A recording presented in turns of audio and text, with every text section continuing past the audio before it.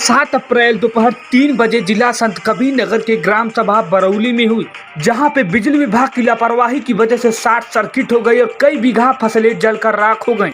Video में देख रहे हैं कि फसलें जलकर राख में तब्दील हो चुकी हैं। लोगों ने बताया कि आग बहुत भीषण लगी थी। काफी मशक्कत के बाद सभी लोगों ने इस आग पर काबू पाया, वरना और काफी ज्यादा नुकसान हो सकता था। एक किसान अपनी फसल को तैयार करने के लिए फसल की बुआई से लेकर कटाई तक कितनी मशक्क़त करता है, ये किसान ही जानता है। और फसल तैयार होने के बाद अगर किसान के हक में नुकसान मिले तो कैसा लगेगा। नमस्कार दोस्तों, आपका बहुत बहुत स्वागत है हमारे चैनल पे। आप देख रहे हैं नन्हे ओझा गाँव की ओर।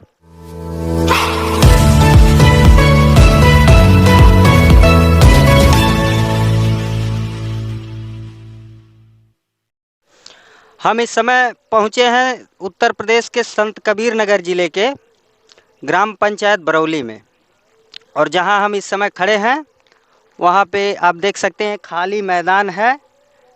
यहां किसी समय फसलों की बुआई हुई थी और कटाई के समय में फसलों के साथ क्या हादसा होता है वो हम आपको दिखाना चाहते हैं। आप यहां देख सकते हैं फसल आग से जलकर राख हो चुकी है, और इसमें कौन जिम्मेदार है, मैं इसी चीज़ को आपको दिखाने की कोशिश करता हूँ। साथ ही गांव के वो किसान यहाँ पे मौजूद हैं जिनका नुकसान हुआ है। यहाँ पे बहुत बड़ा भी नुकसान हो सकता था, लेकिन यहाँ के ग्रामीण और क्षेत्रवासियों के मदद से यहाँ पे आग को काबू में किया गया और एक बड़ी दुर्घटना, बड़ा नुकसान होने से बच गया। आगे चलते हैं, ग्रामीणों से बातचीत करेंगे और आपको दिखाएंगे कि आखिर क्या कारण था कि यहाँ पे खेतों में आग लगी है।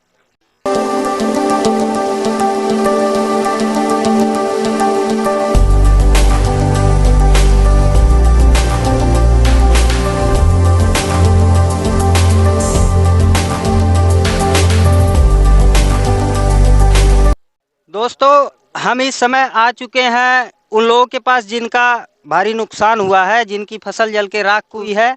हम इनसे जानने की कोशिश करेंगे कि आग लगने का कारण क्या था, किसका कितना नुकसान हुआ है। क्या नाम है आपका?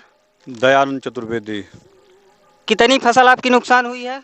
सबसे पहले तो हम आपको धन्यवाद देना चाहते हैं पत्रकार बंधु कि आपने ज़मीन पर आकर के ज़मीनी हकीकत को देश दुनिया को और जिम्मेदार अधिकारियों को, विद्युत विभाग के खासकर जिम्मेदार अधिकारियों को अवगत कराने के लिए जी। पत्रकार बंधु, हम लोग चाहे कड़कड़ाती ठंड हो, चाहे चिलचिलाती धूप हो, हम किसान संवर्ग के लोग अथक परिश्रम से खेती बाड़ी का काम अनवरत करते हैं। जी। जीविकोपार्जन के रूप में महज खेती बाड़ी ही किसानों का एकमात्र सहारा है। जी। बिजली विभाग के लापरवाहियों के वजह से विगत वर्षों में कई बार शॉर्ट सर्किट हुई और कई बार हमारे किसान भाइयों का फसल नुकसान हुआ। आप ये बताने की कोशिश करिए कि ये आग लगी कैसे? ये आग, ये जो विद्युत पोल है जी, इसके शॉर्ट सर्किट से लगी है। विद्युत विभाग की बड़ी लापरवाही है।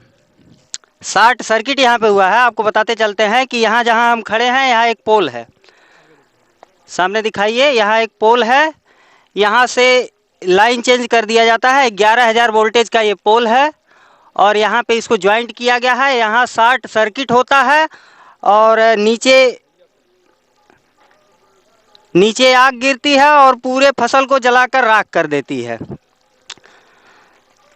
कितना नुकसान हुआ है आपका? हमारा लगभग 1.5 बीघे के करीब। और इसके अलावा और किन किन लोगों का? इसके अलावा फसल भूस्वामी में हरिराम गौड़ जी हैं जी, सोमनाथ गौड़ जी हैं जी। विंध्यवासिनी प्रसाद चतुर्वेदी और राधे रमन चतुर्वेदी जी का भी नुकसान हुआ है। जी। क्या यहाँ पे वो लोग मौजूद हैं? यहाँ पर सारे किसान भाई मौजूद हैं। जी, आगे चलते हैं, बातचीत करते हैं। आपका क्या नाम है? मेरा नाम सिकंदर। जी। कितनी फसल आपकी नुकसान हुई है? 2 बीघे है। 2 बीघा फसल नुकसान हुई है। आपसे हम ये जानना चाहते हैं कि आग लगने के बाद कितने समय बाद आप लोगों को सूचना मिलती है और आग को काबू कैसे किया जाता है? हम लोगों को सूचना 15 मिनट बाद मतलब फ़ोन से संपर्क हुआ। जी हम लोग तुरंत मतलब बाइक लेके यहाँ पे आए जी और बल्टी डंडा जो भी था मतलब जी उससे आग मतलब पूरे गांव जुट गए, 2-3 गांव के लोग जुट गए, जी। आग को बुझाने में काबू किए सब लोग।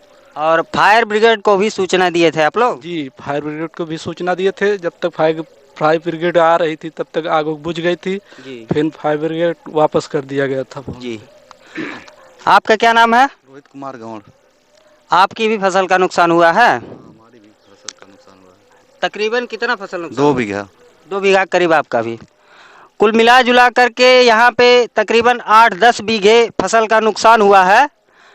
अगर इसको एक तरह से समझा जाए तो लोग कहेंगे कि बहुत छोटा नुकसान है, लेकिन उस किसान के लिए बहुत भारी पड़ता है जो कि आस लगाए बैठा रहता है कि हमारी फसल पक चुकी है और हम काट करके उसकी मड़ाई करके अपने घर में फसल को ले आएंगे। दोस्तों, इस हादसे का सबसे बड़ा जो कारण है वो विद्युत विभाग की बड़ी लापरवाही है। विद्युत विभाग अगर अपने आप में थोड़ा सा भी अलर्ट हो जाए और तार और पोल का सही समय पे निरीक्षण कराए तो ऐसे ऐसे बड़े बड़े हादसे और बहुत बड़ी बड़ी क्षति नहीं होगी। आगे चलिए आपको दिखाते हैं कि एक सामने ये खेत के बीचों बीच पोल लगाया गया है।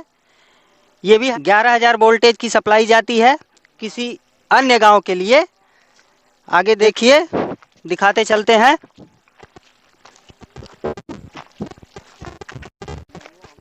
देख सकते हैं कि ये पोल लटक रहा है, कभी भी गिर सकता है और इस पे 3 तरफ सप्लाई जाती है। एक पीछे से सप्लाई आ रही है जहां से शॉर्ट सर्किट हुआ, खेतों में आग लगी, और एक सप्लाई ये दूसरे गांव की तरफ जा रही है और एक ये सप्लाई इधर 11,000 वोल्टेज की बरौली ग्राम पंचायत गांव में जाती है, जहां पे आप देख सकते हैं कि ये तारों की ऊंचाई कितनी है।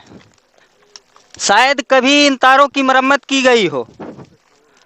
आप देख सकते हैं यहाँ तकरीबन 10 फीट भी हाइट नहीं है, 11,000 वोल्टेज का तार है। इसी कारण से यहाँ पे बड़े बड़े हादसे होते हैं और किसानों का बहुत बड़ा बड़ा नुकसान होता है। यहाँ हजारों बीघे गेहूं की फसल तैयार है और फसल कटाई के कगार पे है। इस स्थिति में अगर यहाँ पे आगजनी का केस हो जाता है किसी कारणवश, तो आग को कंट्रोल करना बड़ा मुश्किल हो जाता है। आपको बताते चलते हैं कि यहाँ के स्थानीय निवासी जो ग्रामीण थे सही समय पे आ जाते हैं और कुछ क्षेत्रवासी दौड़ के आ जाते हैं, इस आग को कंट्रोल कर लिया जाता है, नहीं तो हजारों बीघे खेत जल के राख हो गए होते। आगे चलते हैं, दिखाते हैं वहाँ पे कितना ऊंचाई पे तार है। और ये आपको बताते चलते हैं कि ये नुकसान जो है विंध्यवासिनी प्रसाद चतुर्वेदी के खेत में हुआ है और ये पोल भी उन्हीं के खेत में लटक रहा है। भविष्य में ऐसा हादसा कभी और भी हो सकता है।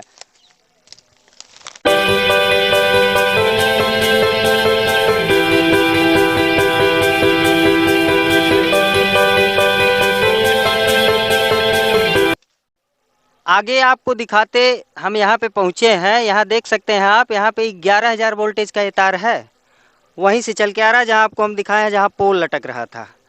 यहाँ पे इसकी हाइट एक आम आदमी अगर हाथ ऊपर कर दे तो 11,000 वोल्टेज का तार उसके हाथ में आ जाएगा। क्या नाम है आपका?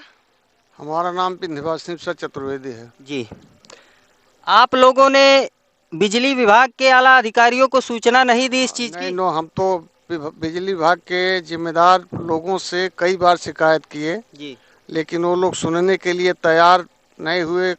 अब हो जाएगा, तब हो जाएगा, अब हो जाएगा, तब हो जाएगा, जी। करते करते समय को बिताते रहे, अब तक नहीं हुआ।